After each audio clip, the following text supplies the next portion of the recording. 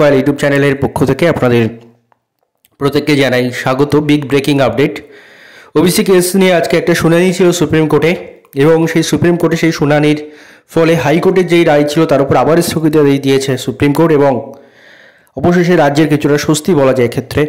এবং তার সাথে সাথে এই কেসটা ছিল মেনলি জয়েন্ট এন্ট্রান্স এক্সামের জন্য এবং সেই কেসে রায় দেওয়ার সাথে সাথে কিন্তু আজকেই জয়েন্ট এন্ট্রান্সের রেজাল্টও কিন্তু প্রকাশিত হয়ে গেছে। ডিটেলসে যাই আমরা, তাহলে আপনারা বুঝতে পারবেন কী ব্যাপার। এটা নিউজ 18 বাংলার একটা আর্টিকেল, সেই আর্টিকেলটা আমি আপনাদের দেখাচ্ছি।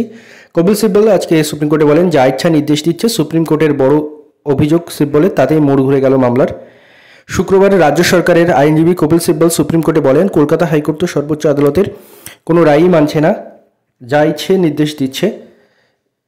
ওবিসি সংরক্ষণের ক্ষেত্রে জয়েন্ট এন্ট্রান্স এবং মেডিকেল এন্ট্রান্স নিয়ে হাইকোর্টের রায়ে স্থগিতাদেশ জারি করল সুপ্রিম কোর্ট।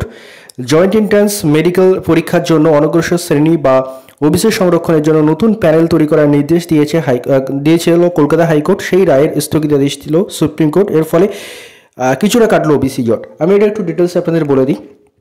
কিছুদিন আগে আপনারা জানেন যে হাইকোর্টের একটা রায়ের ওপরে সুপ্রিম কোর্ট স্থগিতাদেশ দেওয়া হয় এবং তারপর যখন জয়েন্ট এন্ট্রান্সের রেজাল্ট প্রকাশিত করার পর্যায়ে যায়, সেই সময়ে হাইকোর্টের অনারেবল জাস্টিস কৌশিক চন্দ্র তিনি কিন্তু একটা নির্দেশ দিয়েছিলেন যে ওবিসি সংক্রান্ত যে মাফ করবেন জয়েন্টের যে রেজাল্ট সেটা 2010-এর আগের 7% ওবিসিকে মেনে প্রকাশ করতে হবে, সেখানে 17% বর্তমান ওবিসি এ বি যেটা রয়েছে সেটা মেনে প্রকাশ করলে হবে না। তার এগেনস্টে কিন্তু সুপ্রিম কোর্টে এই মামলাটা চ্যালেঞ্জ হয়, সেটার উপর স্থগিতাদেশ দিয়েছে আজকে সুপ্রিম কোর্ট। শুক্রবার রাজ্য সরকারের আইনজীবী কপিল সিব্বল সুপ্রিম কোর্টে বলেন, কলকাতা হাইকোর্ট তো সর্বোচ্চ আদালতের কোনো রায়ই মানছে না, যা ইচ্ছে নির্দেশ দিচ্ছে। সিব্বলের দাবি শুনে প্রধান বিচারপতি VR গাবাই বলেন, আমরা তো ওবিসি রায়ের ওপর স্থগিতাদেশ দিয়েই রেখেছি। পাল্টা সিব্বল বলেন, আমরাও কি করব বুঝতে পারছি না।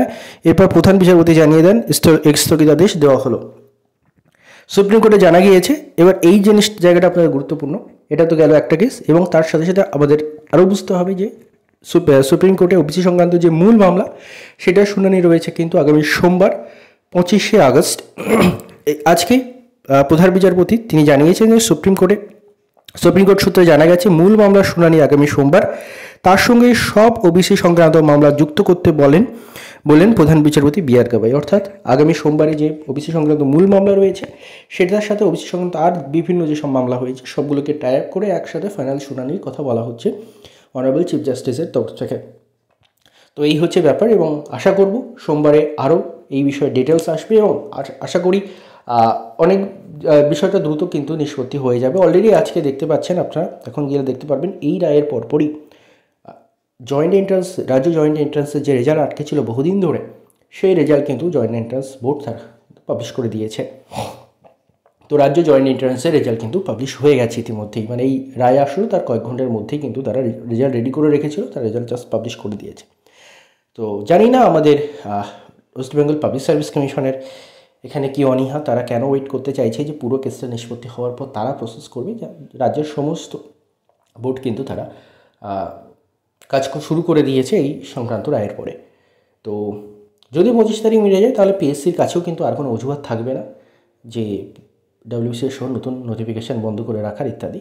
তো আমরা আশা করব, যেহেতু অনারেবল চিফ জাস্টিস তিনি অর্ডারে লিখেওছেন যে ফাইনাল হিয়ারিংয়ের জন্য 25 তারিখে এবং তার সাথে সাথে সমস্ত মামলাকেও টাই আপ করতে বলা হয়েছে ওই দিন। তো ওই দিন আমাদের নজর থাকবে, আশা করব 25 তারিখে কিছু সুফল আমরা পেতে পারি। ধন্যবাদ আপনার সবাইকে ভিডিওটি মন দিয়ে দেখার জন্য।